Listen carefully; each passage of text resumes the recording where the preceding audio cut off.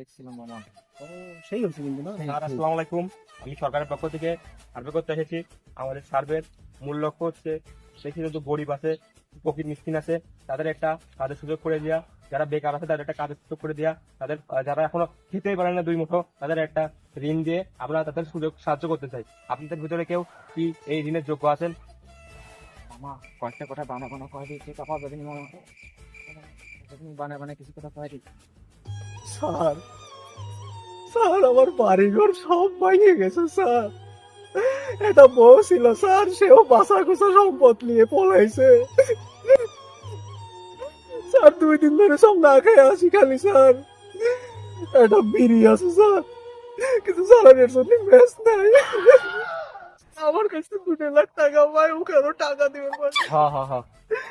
Hello মা, তুমি যার সাথে বোনের বিয়ে ঠিক করছিলে না, সে তো একটা ফকিন্নি। এর সাথে বোনের বিয়ে দিলে আমার বোন